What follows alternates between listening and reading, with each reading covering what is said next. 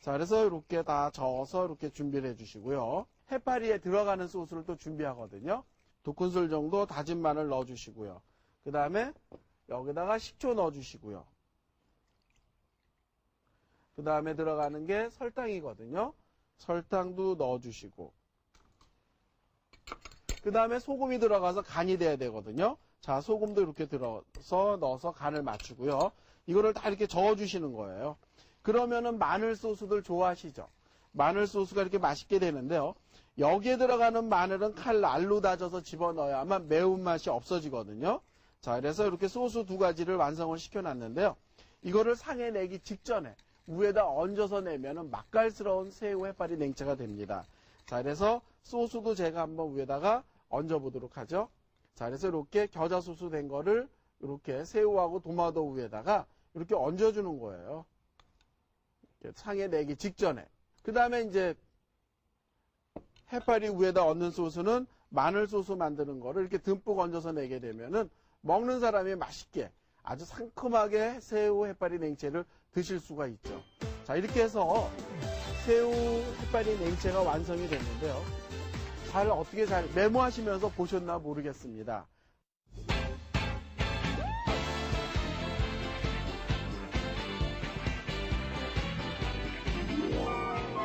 두 번째 요리, 꽈리고추찜.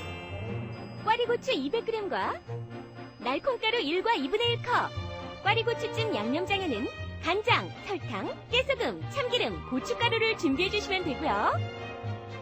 다진 마늘과 다진 파, 홍고추도 함께 준비해 주세요. 꽈리고추찜을 만들어야 될 텐데요. 왜 여름철이 되면은 그냥 그 고추를 갖다가 콩가루 묻혀가지고 그냥 찌면 아주 매콤하면서도 그 맛있는 그런 찜이 되는데요. 오늘 제가 그 고추 먼저 손질하는 방법부터 설명을 드릴게요. 자, 고추를 보게 되면요. 보통 꼭지를 떼어내고 씻게 되는데요. 고추를 떼어내고 씻게 되면요. 안 돼요. 왜 이렇게 안 되느냐면 고추를 이렇게 꼭지를 띄다 보면은 이렇게 한쪽이 잘라져 나가는 쪽이 많거든요. 이렇게 되게 되면은 이쪽으로 갱물이 들어가서 좋지 않다라는 얘기예요. 그래서 꼭지가 붙어 있는 대로 빠락빠락 주물러서 닦은 다음에 꼭지를 떼어 주셔야만 이 속으로 갱물이 들어가지 않아서 좋다라는 얘기고요. 그래서 저는 다 그렇게 해가지고 한 접시분을 이렇게 만들어 놨어요. 이 정도면은 4인 가족이 아주 맛깔스럽게 먹을 수 있는 찜 재료 양이거든요. 그래서 이거를 이제 다 이렇게 손질을 한 다음에는 어떻게 하느냐면 이렇게 이쑤시개나 바늘 같은 걸로 이렇게 콕콕 찔러주세요. 이렇게 찔러주게 되면 이 속으로 열이 들어가서 풋고추가 새파랗게 잘 쪄지면서도 되거든요. 자, 이런 식으로 콕콕 찔러주는 거예요. 자, 그래서 이제 풋고추를 전부 씻어서 꼭지를 떼어낸 다음에 그 다음에 이쑤시개 같은 걸로 전부 콕콕 찔러가지고 숨구멍을 터줬는데요. 이거를 어디에다가 버무려서 찌느냐 하면 저는 오늘 콩가루를 묻혀서 찔 거예요. 밀가루가 아니라. 보통 분들은 밀가루를 많이 묻혀서도 찌는데 어머님들은 콩가루를 묻혀서 찌거든요. 콩가루를 묻혀서 찌게 되면은 구수한 맛이 정말 풋고추찜이 일품입니다. 자, 그래서 이제 여기에다가 이렇게 지금 풋고추 전부 씻어서 준비해 놓은 거에다가 요게 분량의 콩가루인데요. 콩가루 구입은 어떻게 하시느냐면 커다란 마트나 재래시장에 가시게 되면요. 이런 봉지에다 집어넣고 파는 게 있거든요. 그거를 갖다가 이렇게 뜯어서 여기다 넣어주시기만 하면 돼요. 그래서 이거를 갖다가 대충 이렇게 설렁설렁 버무리면 되거든요. 자, 이런 식으로. 잘 버무려지죠. 느낌이 뽀얀 게 보기가 좋거든요. 자, 그래서 이제 이런 느낌이 나오도록 버무리는데요. 만약에 예를 들어서 나는 콩가루가 없고 밀가루다라는 생각이 드시게 되면은 밀가루는 콩가루보다는 조금 넣어주셔야 돼요. 왜냐하면 끈적거리는 그 글루텐 형성이 너무 많이 되기 때문에 네, 조금만 넣어주신다는 얘기예요. 자, 그럼 이제 자리를 옮겨서 찌는 요령을 가르쳐 드리겠습니다.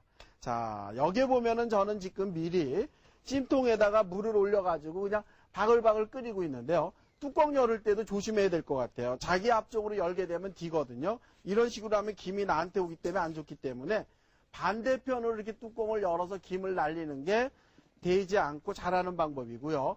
그 다음에 여기에다가는 보재기를 깔아야 되는데 보재기는 마른 보재기를 까는 게 아니라 이렇게 축축한 보재기를 깔아야만 주재료가 여기에 이렇게 달라붙지를 않아요. 그래서 여기에다가 이런 식으로 이렇게 깔아서 준비를 하는 겁니다. 그래서 여기에다가 이런 식으로 전부 깔아서 준비를 해주시고요.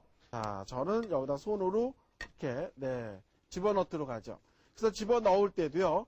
너무 한꺼번에 이렇게 수북하게 쌓여져 있는 것보다는 펼쳐져 있는 게 좋거든요. 자, 이런 식으로 이렇게 펼쳐지게끔 이렇게 준비를 해주시고요. 그 다음에 이 안에는 어떻게 하느냐면요. 자, 요 정도로 이렇게 김이 올라올 정도로 이렇게 넓혀주세요. 여기 잠깐 봐주시게 되면은, 가운데가 비어 있거든요. 이렇게 비워 놓는다는 얘기예요. 그 다음에 보재기는 이렇게 늘어뜨리고 보통 분들은 이렇게 덮는데, 잘못하면은 보재기가 탈 수도 있어요. 그래서 이런 건 어떻게 하느냐면, 보재기를 이렇게 덮어주는 거예요. 주재료를. 자, 이렇게 덮어주게 되면요. 뚜껑에서 김이 흘러나오는 게 주재료에 떨어지지 않아서 굉장히 잘 쪄지기도 하고요. 질꺽거리지 않는다는 얘기예요. 커다란 볼을 이렇게 준비해 주시고요. 여기에다가 저는 빨간 홍고추를 넣을 거예요. 풋고추를 찌지만 홍고추가 들어가서 섞이는 그 색깔은 굉장히 예쁘거든요. 고춧가루가 들어간다 하더라도 홍고추가 들어가게 되면은 양념장 맛이 2배로 이렇게 증가를 해요. 업그레이드 된다는 얘기예요.